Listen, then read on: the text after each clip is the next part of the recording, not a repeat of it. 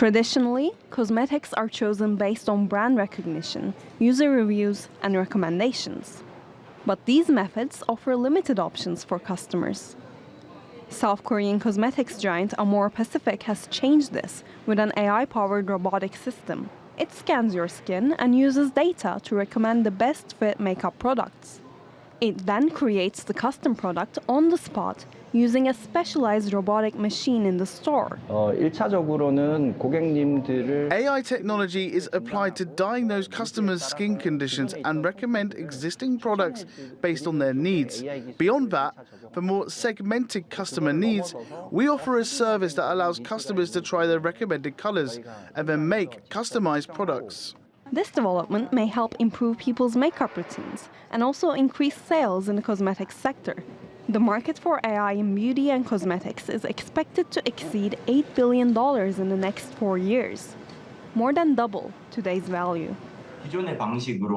If the existing method allowed for the release of a new cosmetic product every 2 months, incorporating this AI technology could enable the release of a new product every week. Combining AI technologies could lower hurdles further because robots and AI will make the decisions and continuously produce new products instead of humans. Experts expect AI to drive sales up by 60% this year by improving customer relationships and increase productivity. While businesses believe it will help them with cost savings and streamline job processes. The future of AI will never be boring. That's the only thing that we really know.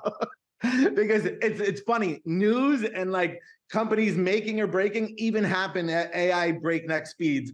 Think about what happened over a news cycle of a weekend would have, in the past been like 6 months, So yeah, it's gonna just keep going as fast as we've seen.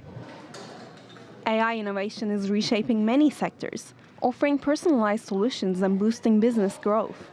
It also sets a new standard for customer expectations. But only time will tell how businesses will adapt and take advantage of these rapid changes. Betul Sare Altas, TRT World.